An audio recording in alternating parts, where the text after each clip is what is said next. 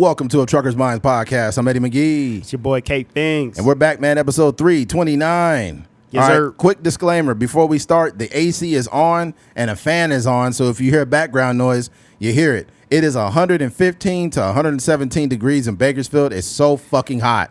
Yeah, it hit 116 a couple hours ago. So Yeah, so we're trying our best to podcast, but normally we shut off the AC and the fan so we could just get the best sound quality for our listeners. Yeah. But unfortunately today, me and Keith don't want to die, so we got to keep the fucking 100%. Air going. Okay? And the air is working part-time. Yeah. Whenever it gets so hot, these AC units don't work as powerful as they should. Mm-hmm. But enough of that. Let's get into the topics. Mm-hmm. First of all, I want to take this time.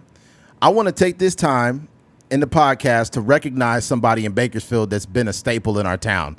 I want to rest in peace to Marquis Morrison, a.k.a. the Dancing Cowboy, over off of Stockdale Highway. Yeah. He was the guy that was holding the Little Caesar sign, and he was doing it multiple times throughout the week, and he would dance, and he would have his cowboy hat on and his music playing. He was waving at all of us. And the thing about it is this. For those that are not from Bakersfield listening, I just want to give you an idea of who this man was. He held a sign for Little Caesar's Pizza, and it's not the most glamorous job, right? And a lot of people would do something like that maybe if they're in between employment or something like that. But he did this shit with a smile on his face every single day, and he loved it, and he was enthusiastic about it. And he did it for 15 years, man. And what's crazy about this is everyone's purpose is not as glamorous as everyone else's. So some people want to be a doctor. Some people want to be a lawyer. Some people want to be this or that. But some people's purpose is absolutely to work at Burger King or to work at McDonald's and be happy when they make their customers their favorite sandwich. You know, everyone's purpose is not as glamorous. We watched this man live out his purpose in front of us for 15 years. So my deepest condolences and rest in peace to Marquis Morrison. And I really feel like on the corner of Stockdale, we should put some type of a mural, paint a mural on that corner to recognize him, or give him a statue in that shopping center, because that's the type of investment he had on that corner, man. Yeah. Marquis was a person who, if you from Bakersfield, everybody knows him. Absolutely. That is driven, past that Stockdale and what is that? It's Stockdale in California, but it turns into New Stein. New Stein in Stockdale. Yeah.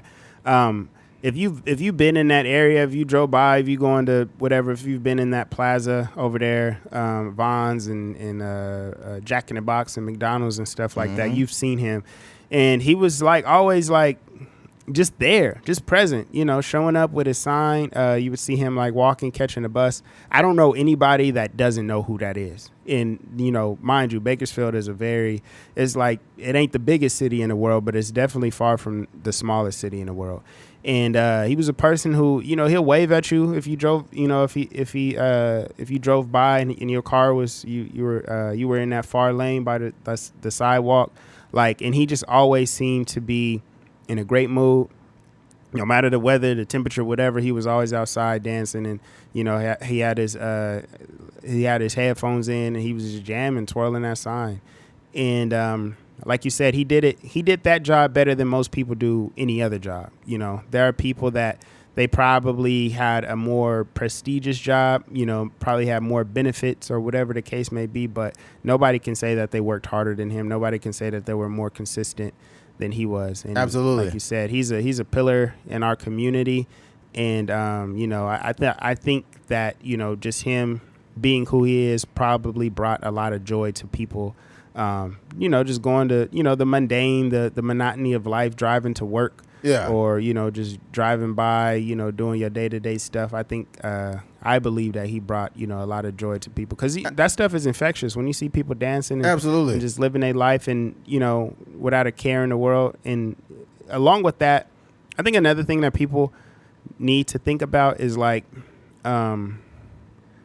being cool is so trash. It is. It's cool when you in high school or when you in junior high and you the quote unquote cool kid.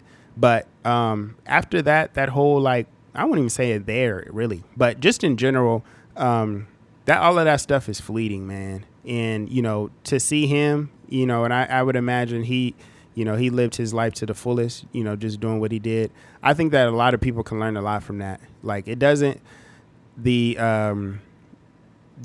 just doing, like, even when it comes to podcasting, like, we don't look cool right now. Niggas is in here sweating. Absolutely. Like, is one of the lights that went out. All kind of stuff is going on. But we're here and we're trying to, you know, do our version of what Marquis, you know, Morrison Absolutely. did, you know. And also along with that, I want to say shout out to, or, you know, sending my condolences to Danny Morrison. Absolutely. It's a person that we both mutually know, Eddie and I.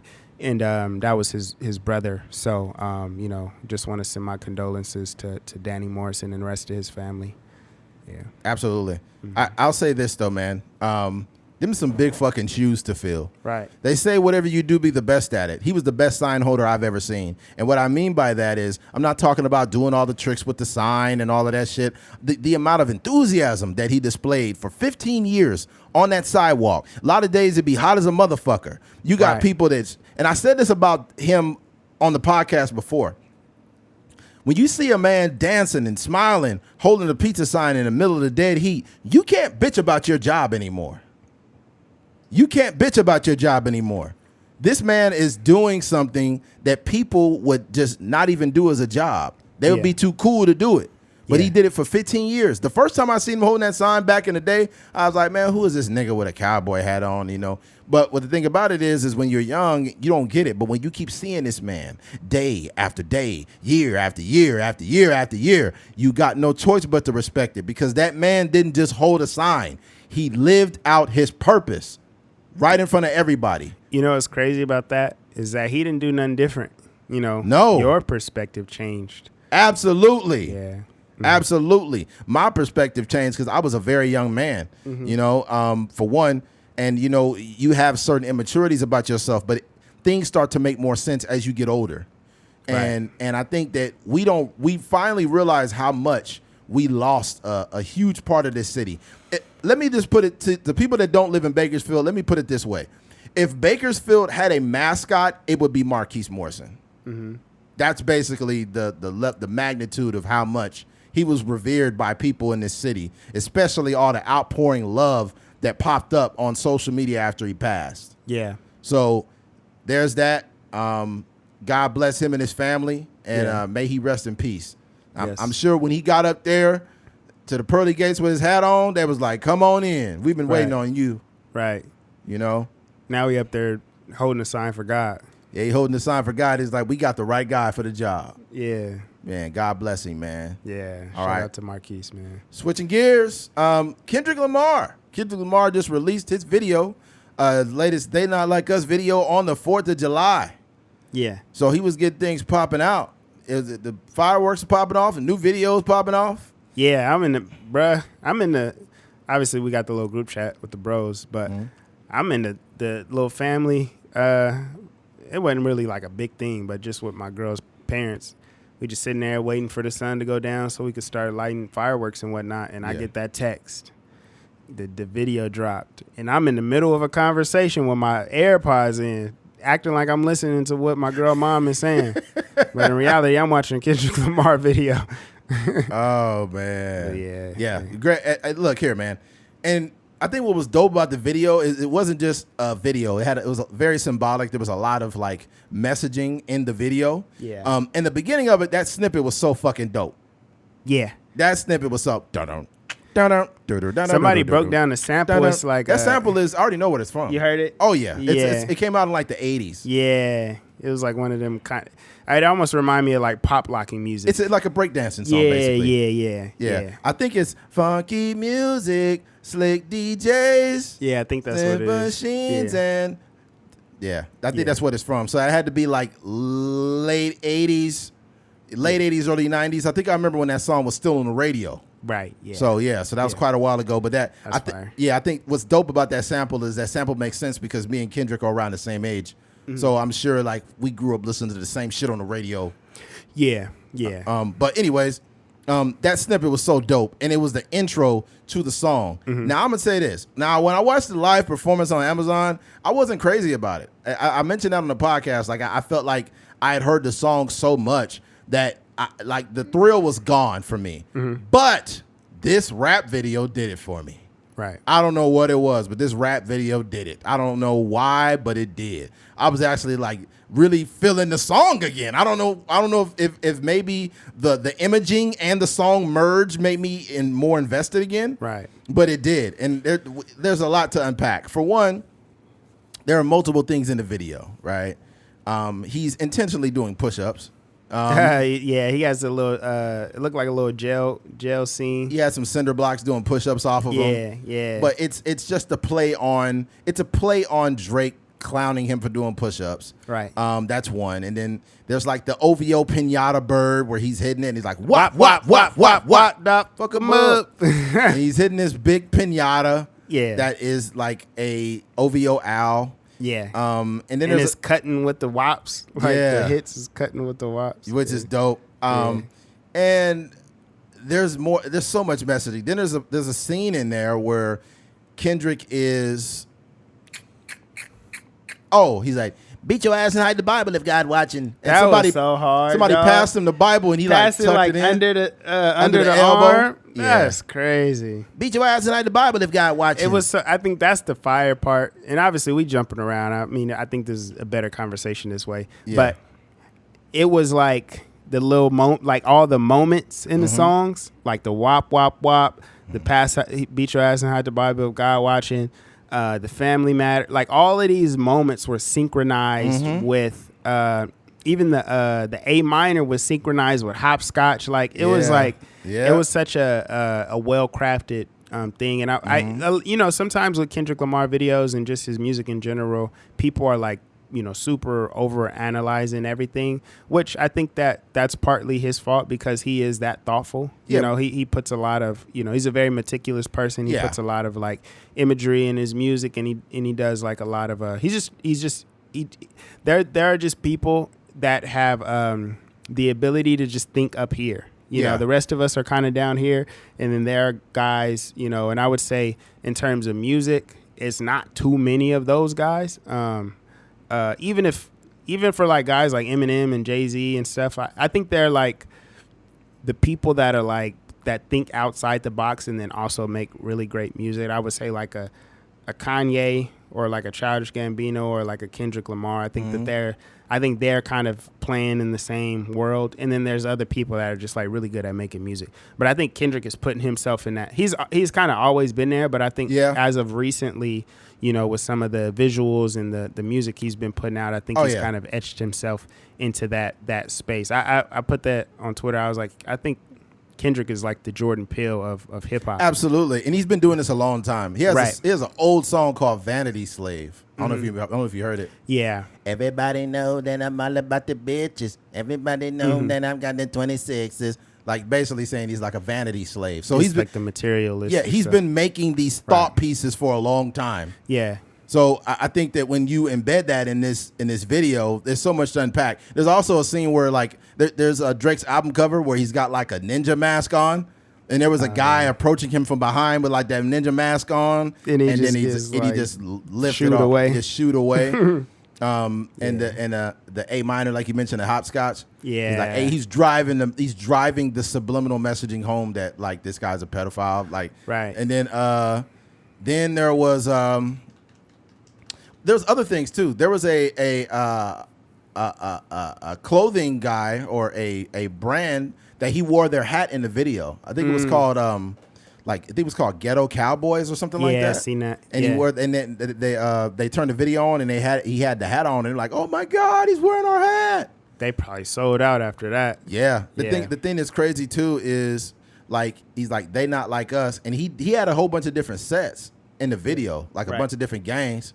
He had, and everybody was in the video. Like I would say that video is more LA than you think it is. Like he did, part of the video was done at Tam's. Tam's is a popular Los Angeles restaurant. That was my dad's favorite restaurant in LA, was Tam's. Is it primarily a chicken spot? What do they sell? Burgers and fries. Burgers mainly. And fries? Okay. Yeah, they got the crinkle cut old school seasoned fries. Okay. They got other stuff there. A lot of other stuff, but that was Tam's number 21 that he was at. But there's Tam's all over LA. Yeah. And he was just literally taking elements of Los Angeles and bedding them in. He had different gangs in there. He had Mexicans all in the video. Yeah. Everybody was in there. Everybody was in there doing their thing. It was a lot of L.A., but primarily just Compton. Like a lot of those just Compton pillars. Yeah. Oh yeah, but I think it was dope, man. You know, the brand, I think it's called Ghetto Cowboy. I think the dude, I think it's the dude, one of the main guys is a Mexican dude, and then I don't know what everybody else. They was like brown or Asian. Dude, I think one dude was black. Yeah. So it's like it's just L.A., bro. Like that's the best way I could describe that. That's the thing about like just creating, and we were talking about this before the podcast, but the biggest thing is like you just never know when that type of moment is going to happen. Absolutely. You know what I mean? Like you know. just keep dropping merchandise and, you know, promoting your stuff, and then all of a sudden Kendrick pop out in a music video with your hat on. So that's why you should just never quit. But I think even you know, a testament to DJ Mustard. DJ Mustard was like, you know, I've been sending Kendrick music like here and there, and he never really got back to me. I never really recorded anything. But then he was like, I told myself, I'm misquoting, I'm kind of paraphrasing what he said, but he was like, I'm gonna send him like 5 beats a day. So he just said he just kept shooting 5 beats a day. And he said finally he wrote back when he heard the Not Like Us beat, and he was like, I think he just sent back like, this is fire, or like just something simple like that. And then he said following that, he didn't hear the song. He just heard the song when the world heard the song, just like everybody else. So, damn, you know, just it's crazy how these things come together. But what if DJ Mustard stopped sending the music? Like we wouldn't have Not Like Us, the music, the beef. It would be like a different trajectory. But yeah, I think another thing that's cool, it's cool because like when me being like, you know, working on a lot of music videos and stuff like that, I've been in the proximity of a lot of these different people. Like I met Top Dog before, just like working on this little short film kind of thing.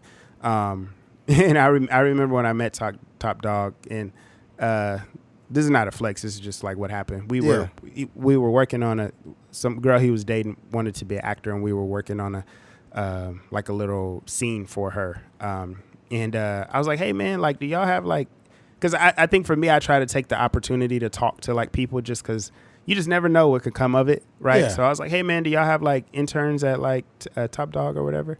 And he was like, yeah, do you want to be one? And I was like, nah, not really. You know, I was just kind of more like asking for like somebody else. But at that time, I felt like I was a little bit above like being an intern. Absolutely. Like at a music thing. And that's not a bad thing either. No, not at all. Yeah. But that's not the phase you're in right now. Right. Exactly. So, but no, but seeing him obviously, but then seeing Keita, the dancer, a lot of people, at least from California, we know who Keita because he had went viral doing like the Nene dance like years and years and years ago. But I met him when I worked on this show called So You Think You Can Dance. And this is when he was a teenager. He probably was like 12 years old, 13 years old or something like that. Yeah, so he's in the video. He's one of the people dancing by the shipping containers. And you know, just to see his progress is really dope. So I'm going to tell you something that most people didn't catch in the video.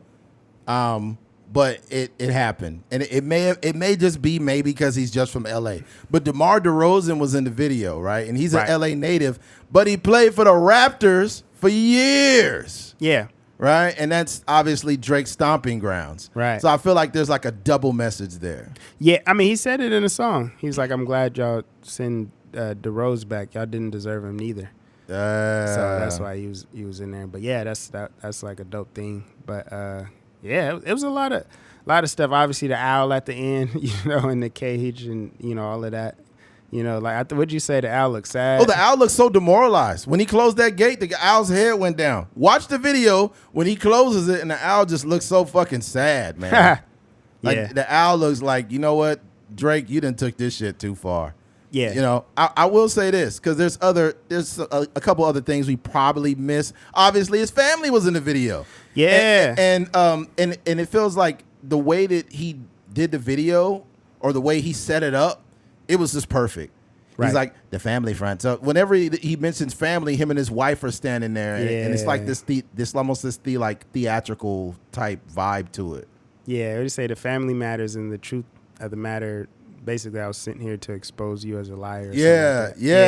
And then his wife in there, like, the blood walk and the crip walk, there's like similarities to it. So I don't know what she was doing, but she was in there doing some type of walk. She was getting off too. Yeah, she was getting off too, spinning and what the kids. She was going crazy. And the kids out there they're just running around. Right. That's the cool. It's like, it just looked like, all right, let's do this pose, like this kind of like stoic kind of pose. And then we just flip it to like us just having fun. The subliminal messages is like my family, my wife is dancing and my kids are frolicking. Like they're enjoying themselves being kids. Right. Like I'm not even trying to tell them to calm down. They're just in their natural element. Right. So I thought that was dope, man. I thought that dispelled all the shit that Drake said. Dave Free was in the video. Dave Free was in it. Dancing. They both directed the music video together. Yeah. So. Yeah, that's and they said that there was intention behind the font. I guess the font was comparable to the Honestly Nevermind font. Ooh. Yeah. I guess that. Yeah, I guess they mentioned that also. Yeah. But no, I think when I see amazing like bodies of work. Yeah. And obviously art is subjective. Like, I don't like every Kendrick Lamar song. I think that, he has like really good albums. I think some albums are not like great. Not necessarily that they're bad. I just don't listen to them as often. Absolutely. But when I see people like him, I just be wanting to talk to him like, dog, like where's your head at to be like, one, two, and I always relate this battle is like Drake versus Kendrick, almost like Terrence Crawford and Earl Spence, because before Terrence Crawford and Earl Spence fought, Earl Spence was like the boogeyman. He was breaking people's eye sockets, and the whole nine, and he got in there, and Terrence Crawford put tips on him. I really felt bad for Earl Spence. Yeah. And the same thing. I think the same thing happened with Drake and Kendrick. Right now, yeah. Drake was this like this. He's like a tornado coming, just ripping things apart. Yeah, like we seen a Pusha T thing, but that just kind of got out of hand. I didn't really look at that as like a pure battle. Yeah. But when he got into the ring with Kendrick Lamar, it just got it got ugly. It did. Yeah, it got ugly. and then it was cool. Dropping Give Me 50 push-ups came out. Crazy. I was like, okay, this is cool. This is a cool little thing. Euphoria came out. I was like, oh, we got a battle. And then it got ugly after that. And to cap it off with Not Like Us. And he just caught one. You know what I mean? To have the #1 record in the country. And then it to be like, kind of like a real West Coast kind of vibe, like obviously on a Mustard beat, and to just be having West Coast flows and very like West Coast centric. So I think that it's just cool. I'm not one of those. I'm not from LA, so I don't like to inherent this as like we up, like the West is up and all this other stuff. Right. I just think just being from California, there is an element where we just kind of getting like the remnants of some of that victory. Oh, absolutely. Yeah. So absolutely. That They Not Like Us was a uppercut. Right. That was the uppercut right there. From Tank. If he dropped that last song and it wasn't They Not Like Us, then people will call this beef a draw. Right. But this is what wrapped it up and ended it. Right. I will say this too. In regards to Drake is still super dope in my personal opinion. And I think there were certain elements, we talked about it before during the beef, where I feel like some black folks was bargaining low-key racism sometimes, but we ain't gonna get into all of that. Mm-hmm. But I will say this, Drake, please stop making music. Just stop. Like right now, all the white parties with Michael Rubin and trying to save face and all, man, I will go away. Like Kendrick is whooping his ass so bad right now. The smartest thing you could do is get in the lab, chill. Get off the internet, stop trying to act like you unfazed, because I mean, I'm not Drake, but I would be affected if a nigga was whooping my ass this bad. Yeah, like in a real way. Yeah, it's bad. It's bad now. Yeah, I don't think, like, I think Drake is, he's, kind of posting like he's regular, and he had the song, he has a couple songs with Camila Cabello that came out. Yeah, who cares about that? I thought the song was like, I think it was cool. It was like a good song for Drake. But it's also like, it's just not, like you dropping that while Kendrick is dropping a music video for Not Like Us. Yeah, that ain't gonna do it. Yeah, it's not. So I agree. I think he should go away, duck off the internet for a little bit, because from the outside looking in, and like I said, I'm a fan of Drake, so I'm not gonna front and act like I love Drake. Like it's over for this dude. Absolutely not. I just think that if I was, to offer him any sort of advice, and he could take it however he wants to. Get in the lab.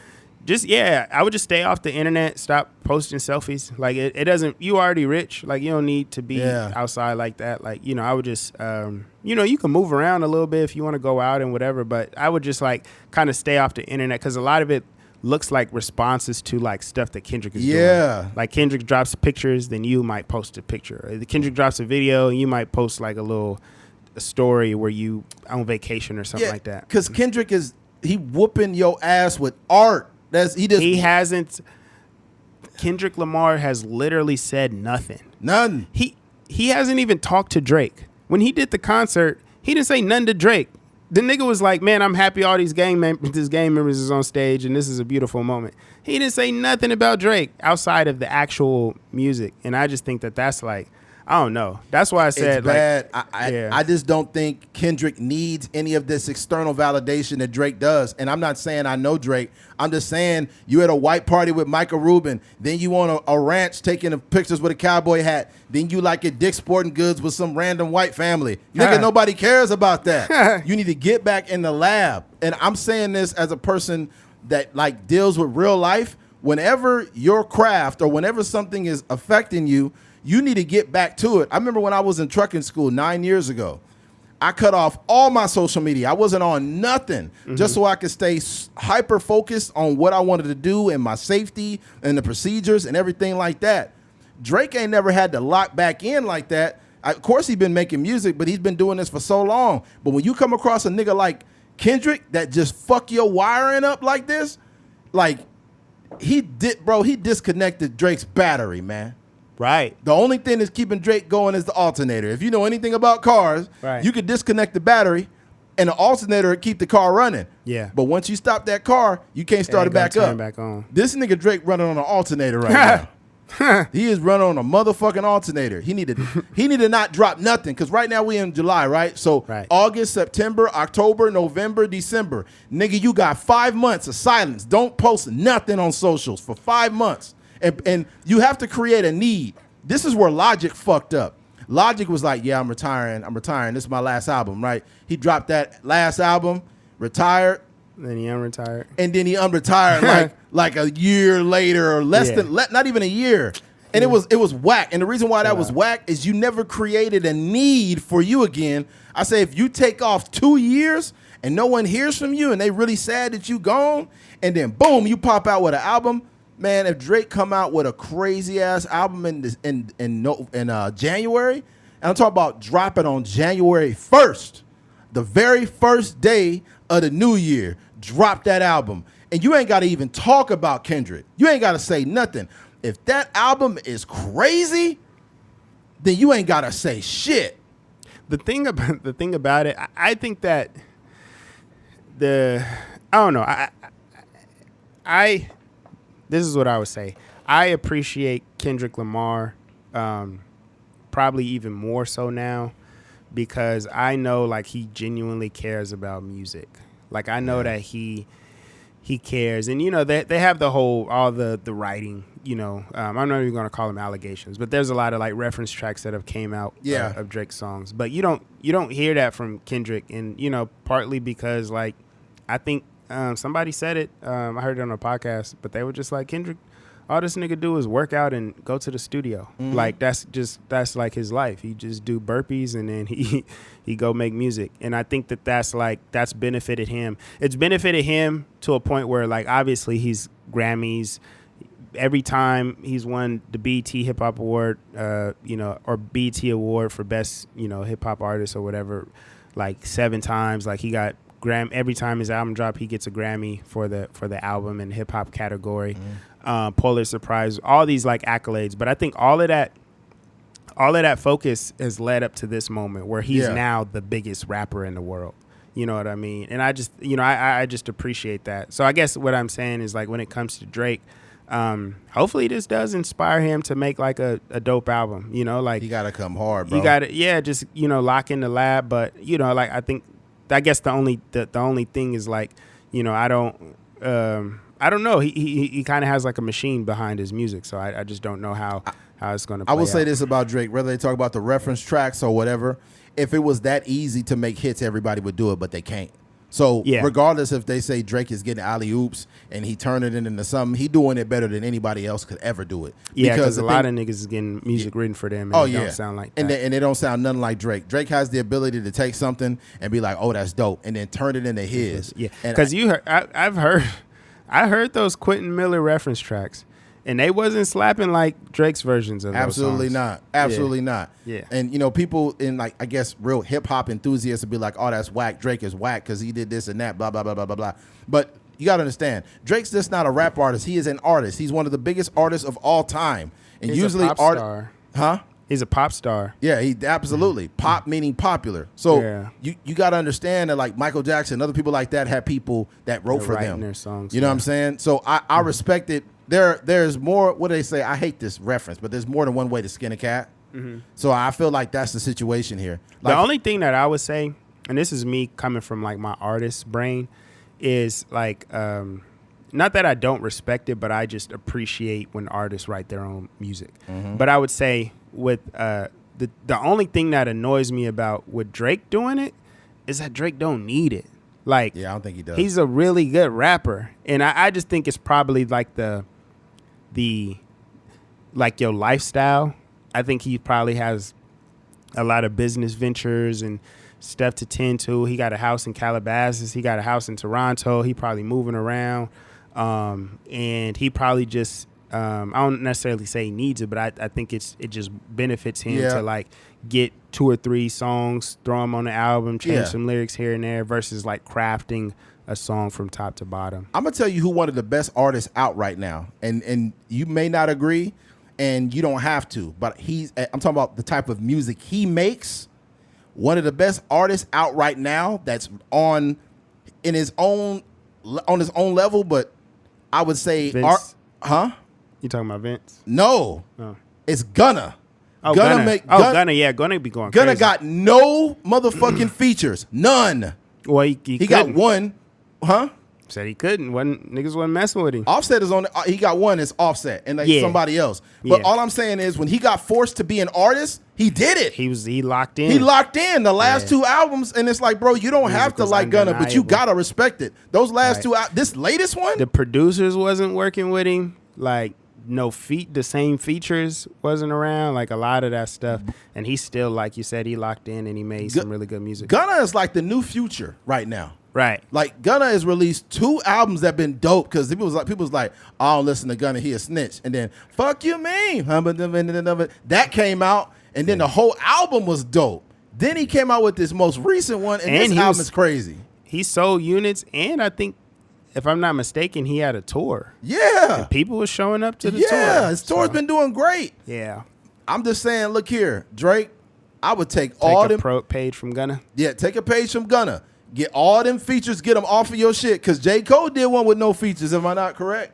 Yeah, Forest Hills Drive. Yeah. Mm-hmm. Do your album with no features, just Drake on every album, every song. Yeah. Drop about 12 tracks. If you really want to show the fuck out, drop 20. I feel like Drake is capable of dropping 20 solo tracks. And he ain't got to even reference Kendrick. He ain't got to say nothing about the beef. He ain't got to say nothing. If this dude can drop 20 tracks with no features and the album is crazy, motherfucker's going to have a short memory like a motherfucker. Bro, I was listening to, not the whole thing, but some of it I think it's Teflon Don, the Rick Ross album. Yeah. That's the one with like Live Fast, Die Young, and that was an amazing Freemason, and it's like I think it's like 11 songs or like 10 songs, but it's just no skips. It's just an amazing like body of work, and I could see Drake doing something like that if he just lock in, give us like 14 songs of just like great production, great writing, a little singing here and there, a little rapping. And being motivated by this whole beef or inspired in that way, like I could see that. The only thing is, the person that's really gonna do something like that is gonna be Kendrick, because he already prime. Like, he dropped, I don't know when all of those songs were written, all the songs for the beef, but a lot of that stuff was like referencing stuff that happened a week prior. You know what I mean? Like a lot of the, he referenced Family Matters in his in Not Like Us, and that song came out very shortly after after Family Matters had dropped. So I say that to say Kendrick Lamar he really rapping right now, and I think that this beef only inspired him to get in the lab and start rapping on like he done with that. He did his personal album, the therapy album, we call it like the 444 album, where it's like that's kind of coined as like the Jay-Z moment of being your most vulnerable in rap. Like the music is the most vulnerable. He did that already. Now I think he's just trying to show how he's just the best rapper. And as a J. Cole fan, it hurts me to say, but that nigga Kendrick is going crazy right now. That's fine, but I mean, doesn't matter. J. Cole's doing amazing. Yeah, I'm just saying. Like I've been the guy that's like J. Cole's the best rapper, but Kendrick is just he took it the crown and running with it. Absolutely, right I would say Kendrick got the crown for sure. He could keep it. That's great. Mm-hmm. But I will say this: I feel like it's a heavy crown. It's a heavy crown to hold, and he gonna learn sooner. He gonna make an album in the next 3-4 years and be like, I was very conflicted. The crown was very heavy at the time. And he gonna have the little sound effects like, ah! He gonna have a song about giving the crown back. Yeah, because now when people love you like that, whenever the love flows one way too much, it always swings back. That's one thing, that pendulum always gonna swing the fuck back. So but the thing with that is Kendrick is almost like a new artist to people. Like this is how music generally works. Music works like I'll relate it to like Michael Jackson. So Michael Jackson, obviously, like he was a child star, but if you just take his adult career as him like being a new artist, he made Off the Wall. And Off the Wall for black people was like an amazing album. Like most like black people say that Off the Wall was better than Thriller, which I don't agree with, but I think that Off the Wall is like is a dope album. So Off the Wall is like a cultural, like culturally relevant, very impactful body of work.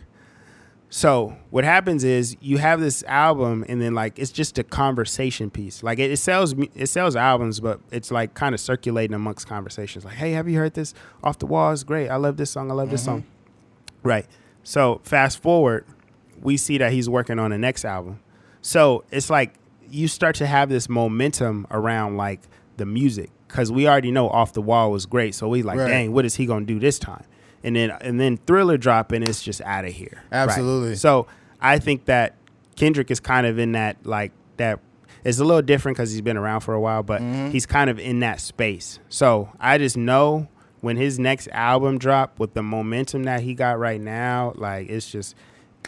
I think it's gonna be dope just because I think he's in a really good groove right now, and I'm sure when he's in the studio, like he's going crazy. I genuinely hope this is gonna sound crazy, but I really hope that Kendrick keep this on some West Coast banger shit, because that They Not Like Us set the tone for an album that's just gonna be wild, and especially that snippet at the beginning, like if that's the energy you want, Kendrick, then it's gonna be crazy. But the thing is, like, even if you made a EP of Euphoria was like cool, you know what I mean? I think it was a dope record, but I don't think it aged as well because it's like compared to the other ones sonically, like it was just a cool song. Truth be told, Kendrick did not watch Drake. Drake had some tracks that was better. Like what's that one he had for the Family Matters? Family Matters was dope. That was dope. He was going crazy, but he was going crazy on everybody. But I think so. If you got an EP, if you got 616 in LA, you got Meet the Grams. I like 616. Then you got Not Like Us and Euphoria, and then I would couple in this new snippet. We call it Not Like Us snippet. So you got like 5 songs. Euphoria is probably the one where it's just like it's just maybe like an older beat. It sounds like something that like kind of resembles like DNA kind of vibes to it. Right. So. And then Meet the Grams is very dark, but I think the beat is amazing. So if you would just see these 4 songs, if they were made in the last month and a half, you could only imagine what the other music is sounding like that we haven't heard yet. You know what I mean? I think Kendrick, like, I think he could rip some shit up on some West Coast shit, and I think it's time. All them think pieces, you've made enough of those songs. We know you can make those, dog. Come out with some shit that's on the energy of They Not Like Us and that snippet, right? Because that's what we here for. And if you drop that after this, oh God, now that's really gonna make Drake have to step his shit up. Yeah, because gonna be out of here. What I respect more, I'm gonna say this. What I do respect about Drake is Drake will swing and miss. He's hit a lot more than he's missed. Right. Honestly, never mind. Terrible album. What's the other one? Certified Lover Boy? Not very great. Dang. But he's had so many other. What's the Thank Me Later? Obviously great, classic. What's the other one where he's standing there with a candle in the front? Damn it, what's that one? You talking about? Dang, it was right there. Nothing was the same. Take Care. Take Care Take Care is a classic album. It didn't get the respect it deserved at the end, but it's a fucking classic. And then Nothing Was the Same was fucking crazy. That was an amazing album. I like Views. I think Views is an amazing album. Yeah. So he's hit a lot more than he's missed. I think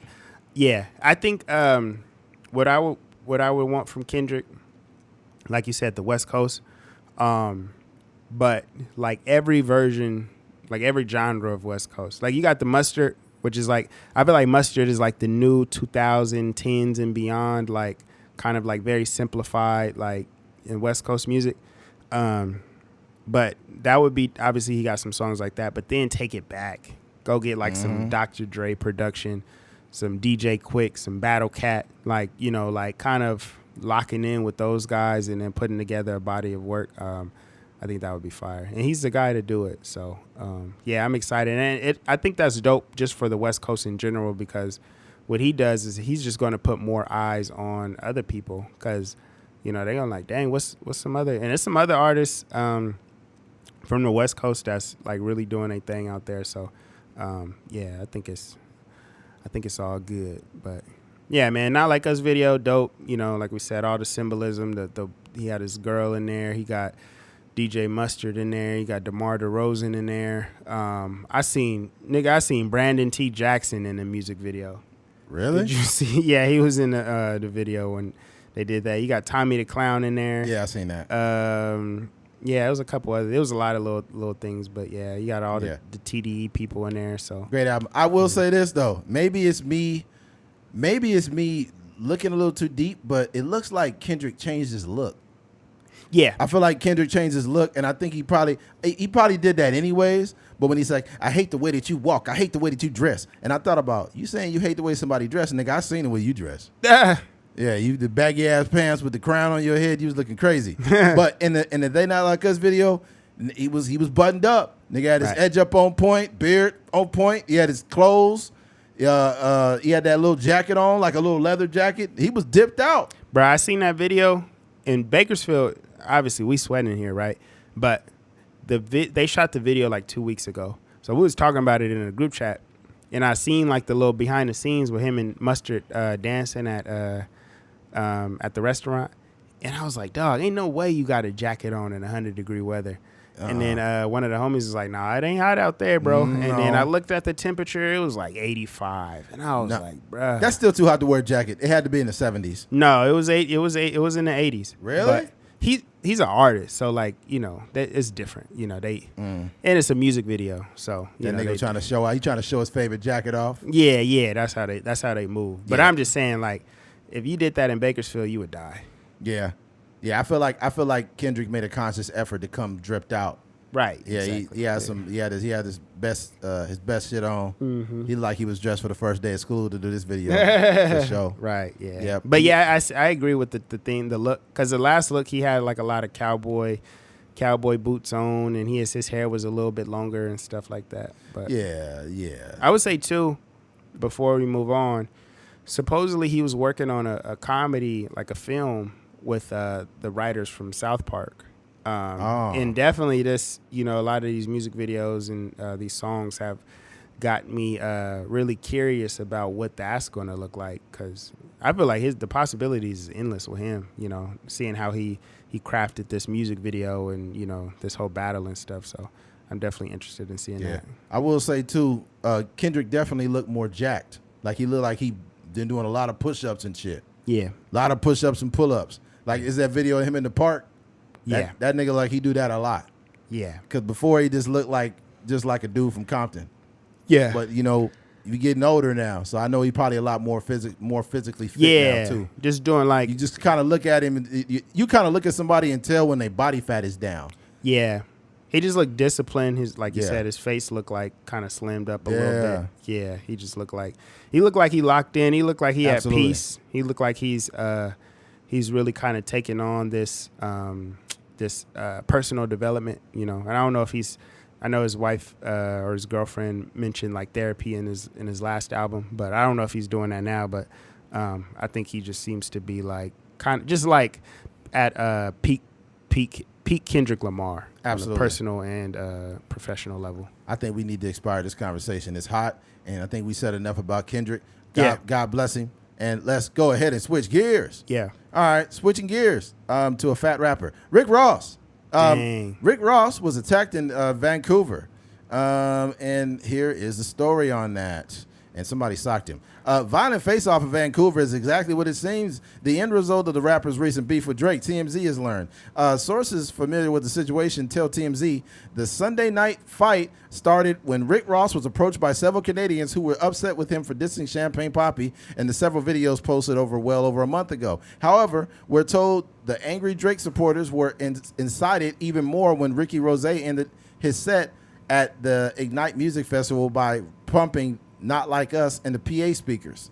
As reported, one of the angry fans threw a punch at Rick Ross, and the whole situation erupted into a melee that played out in a few different videos. Our sources say Rick Ross was leaving the stage with DJ Sam Sneak, his manager, a few friends, and two bodyguards. And one of the guards was jumped by several men and knocked down in a brawl. I will say this, first of all.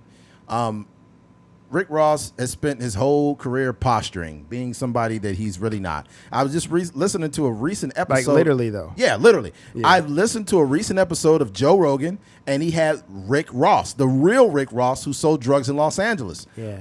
They were using his drug money to fund the war with the Sandinistas. Mm-hmm. And the thing that's crazy is he lost a case about his own likeness. Which is crazy. Yeah, he lost a case. Like Rick Ross, the rapper who is basically using somebody else's likeness to have a name, beat somebody in a case. And now the real Ricky Ross, owes lawyer fees of $1.5 million. He said that on the show? I'm currently still listening to the episode with Joe Rogan. So basically, this is stupid. Yeah, this type of guy he is, you know. I would say too, like, we had did an interview with Rick Ross before, and obviously he was like, you know, one of the most infamous drug dealers at least on the West Coast. His lifestyle now is far humbler, or if that's even a word, than it used to be. Just being around him, so I could imagine that 1.5 is not easy to just fork over for somebody that's literally stealing your likeness. That's crazy. Yeah, it's fucked up. And it's weird. And also, when it comes down to it, a couple of things I got here. First of all, if you are a person who is a rich rapper, performer, no one should be able to get that close to you in order to throw a punch at you. Nobody. Yeah. And you should never be in a position to get punched. Right? Mm-hmm. And your security is too fucking fat and lazy. Okay? You need guys that are professionals that can keep you safe. I think Rick Ross going forward needs to stop just having big sloppy guys that can't fight. Because that dude started getting kicked all in his face and head and he couldn't get his fucking ass up. Yeah. And that ain't it, man. You cannot do that. You can't do that. The dude looked pitiful. I know you're taking shots, you're getting beat up, but you don't know how to throw it. Apparently you don't know how to throw a punch. Which is crazy. He should have not. The guys that was beating him up didn't like. They were not. I feel like me and Eddie could handle our business if we was out there. Yeah, but that guy was just getting his ass whooped. Yeah, he's getting his ass whooped bad. He's getting his ass whooped bad. And his agility was so bad. This is the thing. We're getting older, all right? And I'm sure that bodyguard had to be in his fucking 40s for sure. Right. Late 40s probably. Right. Dreadlocks, he's all big sloppy motherfucker. So he's getting kicked and he's on one knee trying to stand up, but he can't stand up because he's too fat. Even if you're a big guy, you need to have enough agility to get up and move your body and get around. Because if you're defending a multi-millionaire and he sees you getting punched, you need to get fired. That's crazy. You need to be fired. He getting fired for getting beat up? Hell yeah, I will fire your ass. If you getting your ass whooped, first of all, I've got no business getting punched. And that guy, first of all, has no business being that close. I think one of the guards did tell him, hey, you got to back up. But then the dude got close enough to Rick Ross to punch him. And I'm like, yeah, if I was looking at it from the security perspective, and I don't know how many security guards that Rick Ross had or was at the venue to support, whatever, right. They should be pushing bodies away. You know Absolutely. what I mean? Like they should, like you said, they should have never gotten a punch off from Rick Ross. Rick Ross. I think that rappers need to be aware of their influence. There's too many rappers, including Kendrick Lamar, that are saying certain things and don't understand that there are ramifications for those things. Like that line that Kendrick Lamar said, I don't like it. And Charlamagne said this first, but I got to double down on it. He's like, that Oakland show gonna be your last stop, nigga.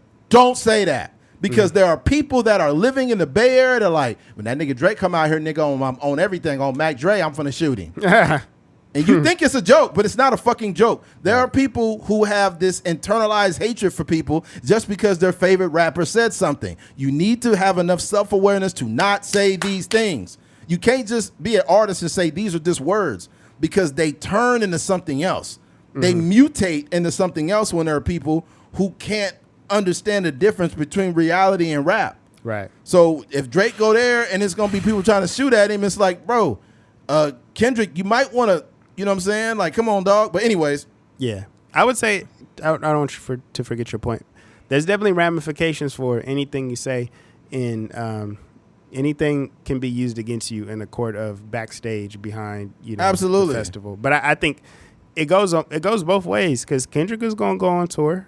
When his next album drops, and he gonna perform Not Like Us like 6-7 times in every city he goes to, and I'm sure that tour is going to touch Toronto, in Vancouver, and British Columbia, and and forgive me if I don't know Canadian cities and states and stuff like that. I'm just freestyling, but it's gonna touch a few of them cities up there, states. Here's the difference. Drake has a more massive following than Kendrick could ever have. I'm talking about massive. But Kendrick Lamar has more influence, so this does not affect him. Nah. I don't think it does. I'm not saying that. I don't think what happened to Rick Ross will happen to Kendrick. I'm just saying that this was shocking to me. So I don't think you're going to see Kendrick get touched because he's just not really tangible like that. But I would just say I know for a fact that when he does touch down in Canada when he's doing his tour, it's probably going to be more awareness around how he's moving and stuff like that just because of that record being absolutely. Absolutely. But I will say when you want to talk about the West Coast in general, I think that Kendrick will be more welcomed in Toronto than Drake would be in California. Oh, for sure. That's all I'm saying. Yeah, the song was #1 stream there for weeks. Yeah. So I think that there are a lot of people who have unsubscribed from Drake. And I've mentioned some of the things I felt that Drake did that was flat out corny. But multiple things could be true. Drake could be corny, but also be one of the most genius level musicians of all time. Yeah. But yeah, with Rick Ross is he's just posturing his whole life. This has to get exhausting. It has to get exhausting to take someone's name, not give them credit, sue them, and then also he mentioned that when he was in court with Rick Ross, the rapper, Rick Ross shook everybody's hand, including his lawyer, and walked right by him. So you steal my likeness and you won't even look me in my eyes and shake my hand. I think that, and Matt, I don't want this to be like a bash Rick Ross thing. I think, the conversation is... Rick Ross is fat. But it's really crazy, like, like the whole, like you said, going from the name to the whole, like, correctional officer thing, and then, going to, like, the whole drug kingpin kind of thing. I feel like I think Rick Ross was such an amazing rapper, and he was like one of the rappers where maybe 2 or 3 albums in a row, like bangers. Albums were just well crafted, well put together, and I think that kind of led people to kind of like give him a pass on certain like some of the Maybach music, on some of the questionable stuff. So, but I think now he's to the point to where like the music is not dropping like that no more, and he's probably a little bit more touchable, and maybe the money ain't flowing like it used to, and all these different things because. I couldn't imagine this happening. The whole hero villain art. Right. You stay around long enough, you will be a motherfucking villain. Yeah, you live long enough to see yourself. You either die a hero or live long enough to see yourself become a villain. Yeah, so you getting punched out, that don't look right. Yeah. And you're like, first of all, Rose did not get punched out. What y'all got to understand is there's certain procedures and things you got to do when you talk to a boss. So I gave him the respect that he thought he should have got. He swung at me and I dipped it. If you look at the video, he didn't get a full shot on me. Niggas will justify anything. He didn't get a full shot on me because I seen what he was trying to do. He did be doing that. At the precipice of this altercation, you gotta understand that these wings is really good. I had told him from the very beginning that I only mess with lemon pepper. And he said, no, it's all about Parmesan. And I tried to correct him. He swung on a nigga, I moved. And he didn't even punch me. Stop doing that. Oh, that's cool. Yeah. Man. Nah, that's hilarious. I was in the bedroom with the chocolate shorty that I got from the club. We went over to the house and she was stroking me out. And I said, I'm about to ejaculate. That's the whole thing about Rick Ross. There's so much. He's probably one of the best actors of all time. Like, because some of the stuff just does not seem genuine at all. Right. It just doesn't seem genuine, man. That was my point. It's like Rick Ross, his music was so good that it trumped everything. It trumped the name, the likeness of a living person. It ain't like, like Jim Jones, for example. His name is from like the cult leader.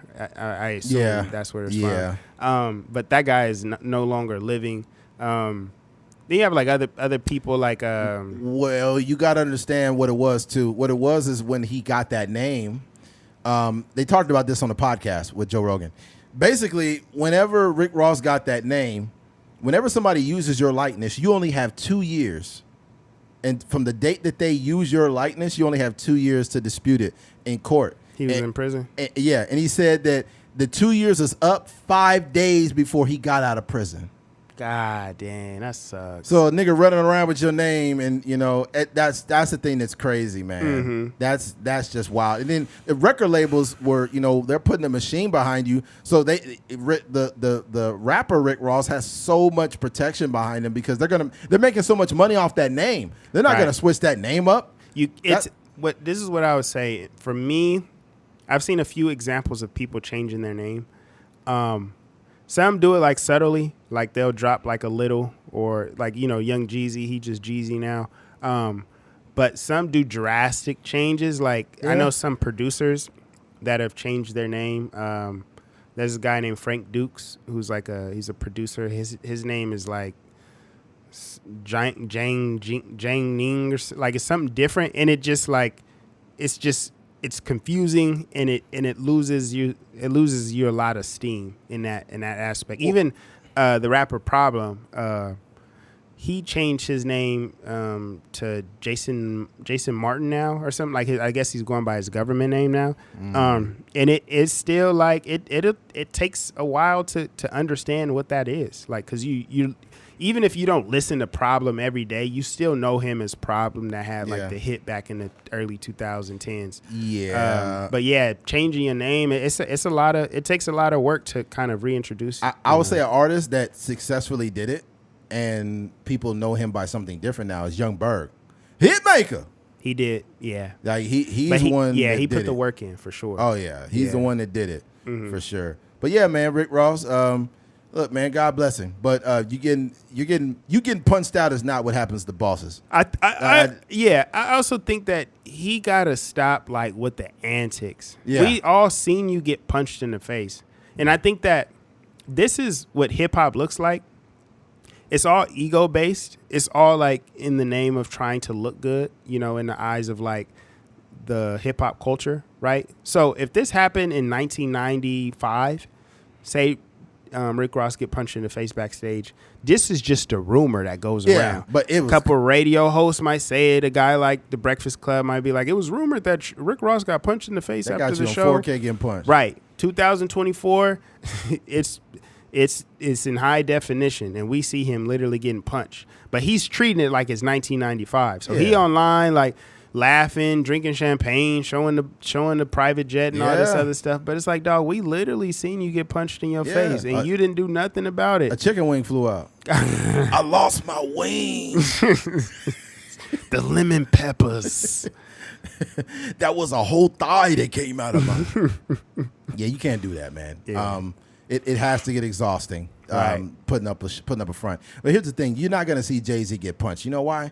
Jay-Z makes too much money. He has the proper security to avoid that. Also, he's not going to acknowledge people. Whenever you are a boss, or whatever that means, there are certain things you simply do not acknowledge. Right. Fuck you, Jay-Z. He's gonna act like he probably didn't hear it. Maybe he might turn around because we've seen Jay-Z do it before. He might say something to him. We've seen Jay-Z acknowledge something a long time ago. He like turn around like what, and then he just walked off. Mm-hmm. Yeah, but ultimately, you're not going to see that from certain guys. Right. Yeah. I think you just gotta move a little bit better. I think it's also, if you're gonna walk away from an altercation, you should probably do it before it crack off. Absolutely, and you will look much better in the eyes of just like the average person, right? So if all that argument hopped off, and he like, bro, I'm not even wasting time. He just shoo him away and walk off. That it looks like a lot different than your manager getting his head kicked. Somebody treating his head like a freaking football, and then Rick Ross getting punched and then leaving the altercation. Look here.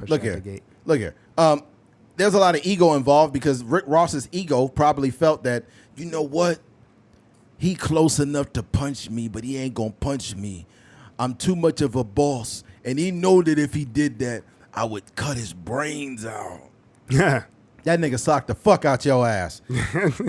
Whatever you're doing don't mean nothing to him. Right. Anybody that is speaking to you in an aggressive way will harm you. Yeah. I think the highest level of whatever being a boss is, I think the highest level of that is foresight. Having the foresight to see how that situation could unfold.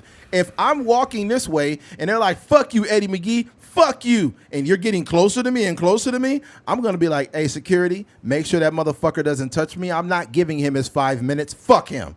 And I'm going to walk towards the exit, wherever that is, and he can say, fuck you, bitch, fuck you. But you're going to be the only person looking crazy because I'm not even engaging you. Right. You won't, look, the more money that I have, that means more security, more protection. I will actually have people around that can fight. Mm-hmm. And also, if a woman want to pop off, fuck you, motherfucker, and you want to get up on me, I'm going to have female security that lift weights all day long that will knock your motherfucking teeth out. I would have at least 2 female security personnel. And there's some tough chicks in this world. Right. It's some tough chicks out here. Right. I'll get me one that's about 6'2". Give me another one that's like 5'10", like 225. Right. All they do is work out and lift some tatted up chicks, preferably lesbians. You know what I'm saying? You ain't beating no tatted up lesbian. They'll beat your ass. You know what I'm saying? That's hilarious. But yeah, I'll be like, give me that one there. Are you gay? Are you gay? Yes, I am. All right, come on over. There you got you. All right. Anyways, let's go ahead and switch gears. Where we at, man? 104. I think we could wrap it up after this. This next one is the last one anyways, short, man. Very short. Switching gears. Yeah. Keith Lee. Recently, Keith Lee had a mistaken identity. Where the fuck is that article I had earlier? It was right here. It was right in my face. Okay. Where are we at? No, I lost it for some reason. But I'll talk you guys through it. By now, you guys should be familiar with Keith Lee. Doesn't mean you may know him and may not know him, but he is the most popular food reviewer on all of social media. And him and his wife had went to the BET Awards, and they were sitting front row. and he had a mistaken identity for that guy named Jordan. I forgot his name. The guy that's like, come here for a second. That guy. Yeah. Okay. Yeah. Here it is. Taraji P. Henson addresses Keith Lee's response after mix-up on BET Awards. And she put, he missed his moment, whatever that means. The Color Purple actress said Lee wasn't in his seat during the viral mix-up where she confused Lee with another influencer during the BET Awards. All right. Taraji B. Henson has responded to a now deleted TikTok posted by food influencer Keith Lee after a viral mix-up. Henson, 53, commented on an Instagram post that showed Lee, 27, dropping a rose that she gave him during a segment of the show meant to honor creators. Life is really too short for this behavior. He wasn't, come on, man, these fucking ads. He wasn't in his seat. That's what she put, in quote. And she was right. The Color Purple actress commented on the post. They gave celebrity assigned seats. I rehearsed all damn day to go hit my mark, and that young man wasn't in his seat, so he missed his moment. Damn. His ego is hurt. She continued, he will be fine. I cleaned it up at the end of the show. No love lost here. Henson hosted the BET Awards for the third time on June 30th during the segment when she passed out flowers. She went up to the influencer Jordan Howlett, who confused him for Lee. Howlett then pointed to Lee sitting with his wife, Ronnie Lee, in a different seat, and Henson apologized for the confusion. Here's my thing. First of all, shout out to Taraji P. Henson, right? And the reason why is me and Keith talk all the time about very popular people, very viral people, and we don't know who the fuck they are. Only a few years ago, I knew about Mr. Beast. You talked about you barely knew who the fuck he was. Yeah, he had a burger. I only found Kai Cenat about a year and a half, 2 years ago. Right. Mr. Beast had a burger on the outside of this building. They were promoting it at the restaurant down there. Yeah. And I had no idea what that was until, months later. So, yeah. Yeah. So that's the thing, man. And him putting the video of the rose and throwing on the ground. That's childish. That's very fucking childish. No Gambino. And I love Keith Lee. I think Keith Lee is an awesome creator. I think what he does for small businesses is amazing. But it's people are very nuanced. And I think that the highest level of who you are is how you react when you feel disrespected. That is the highest level of revealing who you are, is how you react when you feel disrespected. And by you posting a video of you throwing the rose on the ground and then trying to save face and say, it wasn't my moment, it was basically for that, that's a lie. Yeah, that's a lie. A dumb justification. Keith Lee, that's a fucking lie. I think it would have been better if you said, you know what? And I hope that God could forgive me for reacting in a visceral, not even a visceral, but in a childish way. I did feel disrespected. I did not feel like they valued me there. They asked me to be there and didn't even know who I was. And the truth of the matter is this: you can bluntly say that. You're human. Right. You're human. It's okay to display real human emotion. And you can say, you know what? I want to apologize for that. That was childish. I did feel disrespected, but I cannot expect everyone to know who I am. In that moment, my ego was tested and I failed. That is the best way to react. Because when in that split moment, when you feel disrespected, your ego can do all the talking for you and you won't even realize it. You have to be careful. You have to learn. This is why this is important for men too. Mm-hmm.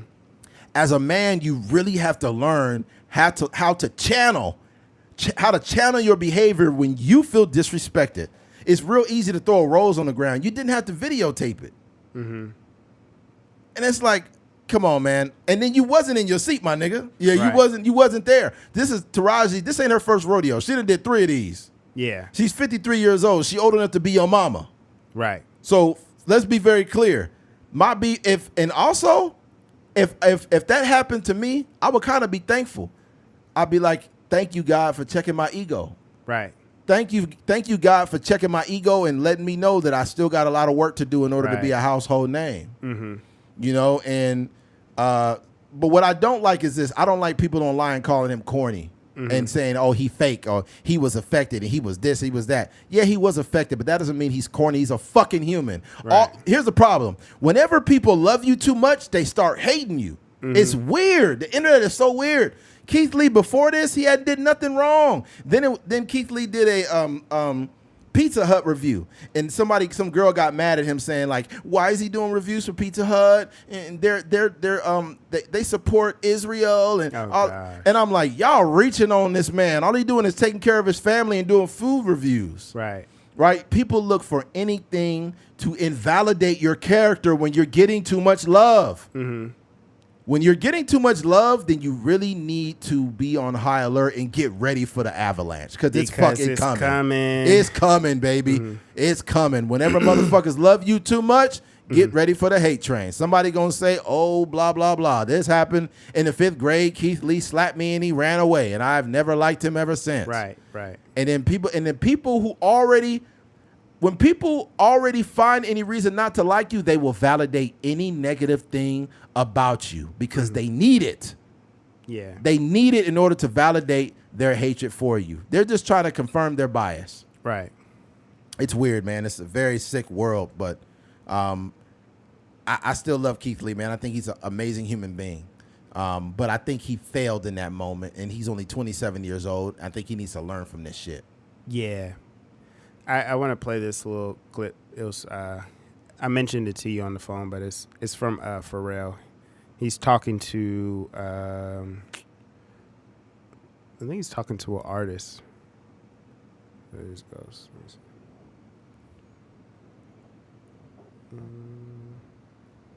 Don't take it personal. Take it and take care of it. Never be emotional. When somebody dies, baby coming to the world is good, but none of this shit is worth being emotional. All it's ever gonna do is calm your decision making, slow you down, eat up unnecessary bandwidth that could be contributing to your momentum. Don't take it personal. Take note, take it serious, and take care. Yeah, so the audio was not that great, but basically Pharrell was talking to this young artist. I think, like I said, I think they're like fashion designer or something. He was just basically telling him, don't take it personal. Take note of it.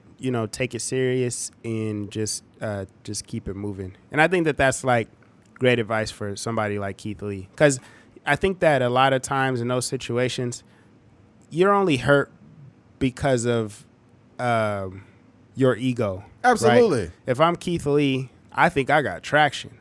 I think I'm out here moving. I got a lot of followers on TikTok and all these different things. Your world is reinforcing that to you. Right. I'm getting invited to the BET Awards. I'm sitting front row. I know that there's a bit or a skit, something about me. So that's why they're moving me up here. And that's kind of how you feeling about yourself. And you starting to get a little bit of money, right? Oh, you're getting a lot. So you get there, and then you get mistaken for the wrong person. And that's really all it was. You know what I mean? It wasn't nothing like, nobody said nothing disrespectful, demeaning towards you. You really just were in the wrong seat. Taraji P. Henson don't know who you are, and rightfully so. Like, these are people, Taraji P. Henson preparing for that show probably ran into 70, 80 PAs, that were working on the show. Yeah, that were working on the show. Producers, executive producers, different artists that she was coming in contact with, just different things. And I could imagine that that's just like, she just not fully aware, unless you like one of the guys, unless you getting on stage and unless you like Usher or like a Meg Thee Stallion or something like that. Like, even with the other guy, Jordan, the one that she actually mistook him for, Jordan is somebody like you kind of just know him because like you might have just ran across him. You don't know his name. Right. You know what I mean? So she probably seen even the dude Jordan before, but she didn't know his name was not Keith Lee. So I just think the biggest thing is I think these people of the internet age have to realize that they are not that famous. Absolutely not. There's a certain... I don't know. I can't quantify it because numbers don't necessarily support it. Right. There has to be something like else.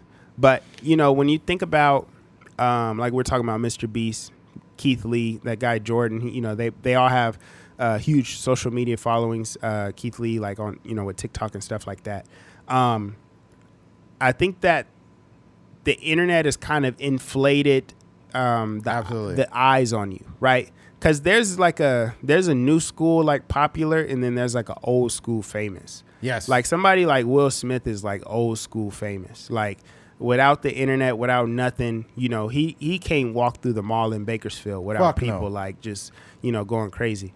Same with like a Denzel. Denzel is like old school famous. He ain't got no social media, no nothing. And he could still, dominate the box office, any given time his movie drops. So you got those kind of guys, and then you have these new age guys where I just want them to realize that Taraji P. Henson is 50-something years old. She not 53. worried. Yeah, she not worried about no internet. I don't think she'd be on TikTok like that if she even has one. And she's just doing her job, and she's great at her job. And like she said, she cleared it up. So for all the rose tossing and all this other stuff, you're like Pharrell said, you're just giving this too much energy. And I think you shouldn't. It's just not that big of a deal. So. Yeah, I'm looking at this here. Mm-hmm. The thing is he's got 749 million likes, which is fucking it's astronomical. Keith Lee does? Yeah, 749 million likes and 16.4 million followers. Yeah. So it doesn't matter. There's so many people, and there's such a wide spectrum of people in this world that it's very possible for people to not know who the fuck you are, especially when they're 53 years old and they don't come from the internet age. Right. Like a lot of us are pre-internet. I'm basically pre-internet, but I'm old enough to be immersed in the internet at 39 years of age. Like I was a part of my life. A lot of it was. Right. Some of these young people, they will know who Keith Lee is because they were born with a fucking laptop. Okay, so they know what's going on. But anyways, I'll say this. Whenever your ego is tested, the best thing to do is to sit in it. Sit in it. Try your best to evaluate it no matter how much you're steaming, and just don't do anything hasty. Mm-hmm. Don't do anything hasty. If you want to learn from anybody, learn from Will Smith and learn from Keith Lee. That when you feel disrespected and you react that way, a lot of times it's not redeemable. What I've noticed too slightly, I'm just going to be real. God bless Will Smith, man. He's got a movie and released a movie that's getting a lot of success, but it's a little bit of damage control sprinkled in there. You come out with a Christian song and all of that, like it's a little bit of damage control built in there. Will, just a little bit of sprinkle of that in there. Mm-hmm. Anyways, man, but there's that, man. We ain't got much else to say here. Anything else, Keith? Nah.